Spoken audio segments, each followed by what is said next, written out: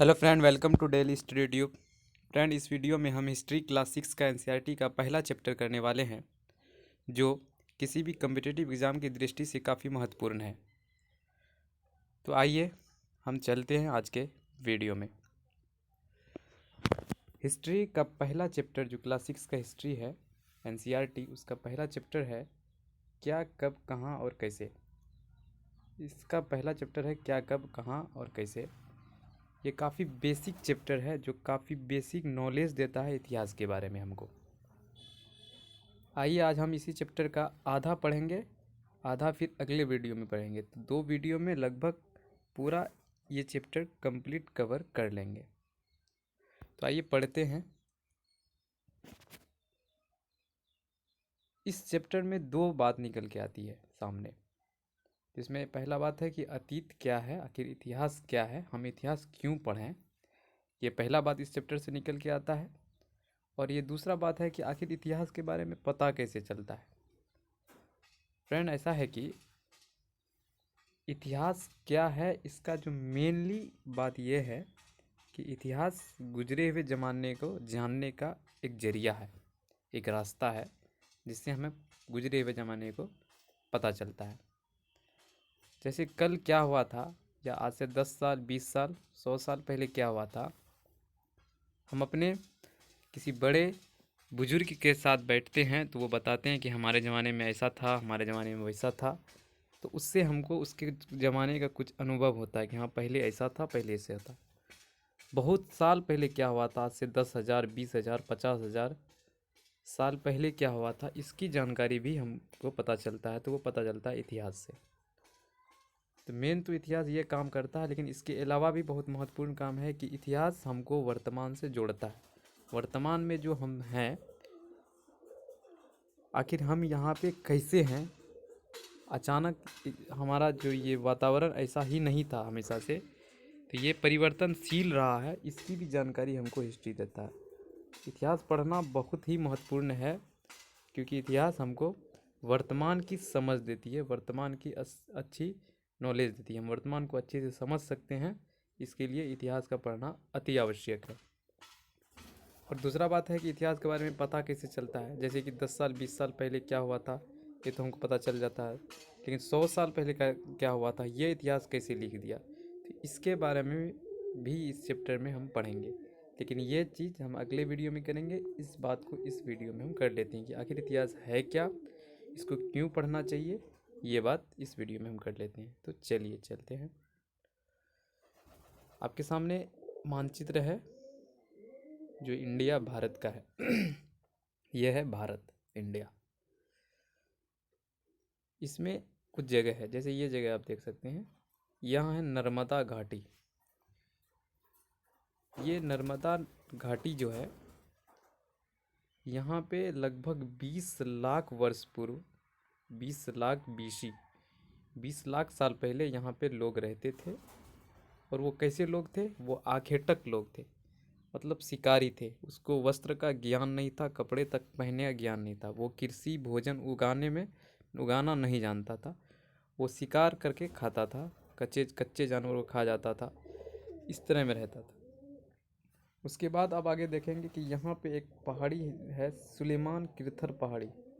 सुलेमान किरथर पहाड़ी लगभग इतिहास कहता है कि 8,000 बीसी पहले सबसे पहले मानव ने कृषि और पशुपालन का शुरुआत इसी एरिया में किया, मतलब खेती बाड़ी शुरू किया। जहाँ मानव, आप यहाँ देख रहे हैं कि मानव को खेती करना नहीं आता है, मानव को वस्त्र का ज्ञान नहीं है, मानव आखेटक है। तो बाद में आप यहाँ पे देखेंगे कि मानव ने खेती करना भी शुरू कर दिया और पशु को पालतू बनाना भी शुरू कर दिया। फिर अब आगे यहाँ पे देखेंगे कि इसी एरिया में एक नदी है, सिंधु नदी। इसके आसपास एक सभ्यता है जिसको सिंधु घाटी सभ्यता कहते हैं, था। ये एक ऐसा सभ्यता जो प्रथम नगरीय सभ्यता था, मतलब जो यहाँ पे लोग पशु को पालन करते हैं, कृषि करते हैं, जो गांव में रहते थे वो अब यहाँ नगर की ओर अग्रसर हो गए हैं। मतलब अब लोग नगरीय अवस्था में भी रहते हैं इस एरिया में, जो अभी शहरी अवस्था में रहते हैं। फिर अब आगे देखिएगा कि यहाँ पे जो है जगह बिहार, मतलब मगध, ये पहला बड़ा साम्राज्य मतलब राज्य की भी यह स्थापना शुरू हो गया। तो इस मानचित्र से जो बात निकल के सामने आती है वो ये निकल के आती है, आप देख सकते हैं कि सबसे पहले नर्मदा घाटी, जहाँ लोग आखेटक थे, लोग पशु को पालतू नहीं बनाते थे, पशु का शिकार करके उसको कच्चा खा जाते थे। वस्त्र पहनने का ज्ञान नहीं था, खेती बाड़ी करने के लिए नहीं आता था।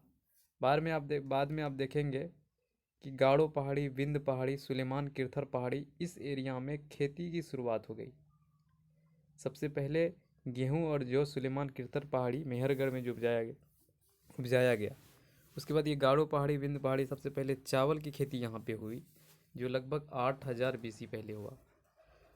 और फिर अब आगे देखेंगे कि सिंधु घाटी सभ्यता जो सिंधु नदी के आसपास पनपी 2700 BC में, वो एक ये प्रथम नगरीय सभ्यता थी। मतलब लोग जो यहाँ गांव में रहते थे, अब वो यहाँ नहर, जो यहाँ गांव में रहते थे वो अब नगरीय अवस्था में रहने लगे, मतलब नगर में, शहर में रहने लगे।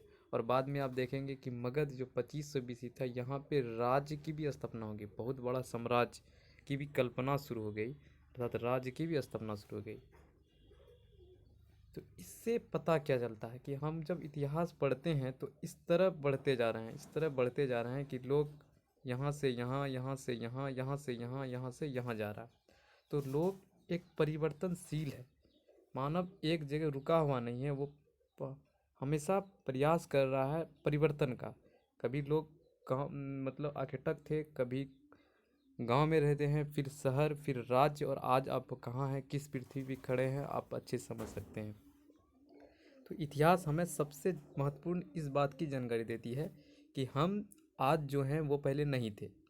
आज जो हम हैं ये हमारे पूर्वजों के परिवर्तनशील, उसके बुद्धि के परिवर्तन के दो कारण ही आज हम इस विकसित पृथ्वी पे हैं, और हम अभी भी परिवर्तनशील हैं। तो इतिहास हमें ये बात की जानकारी देती है जो बहुत महत्वपूर्ण है।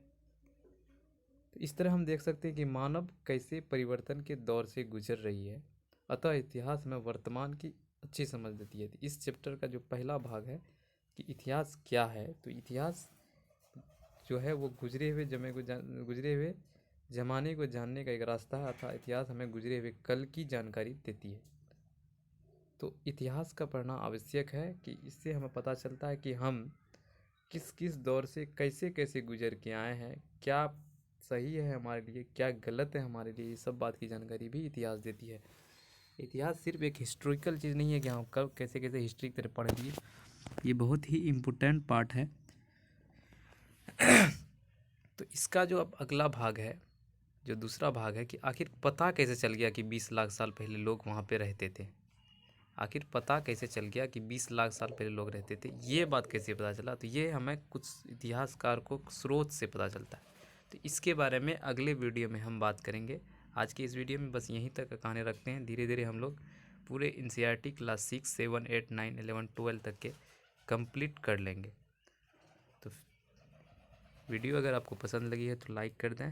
Thanks for watching. अगले वीडियो में मिलते हैं, तब तक के लिए नमस्कार।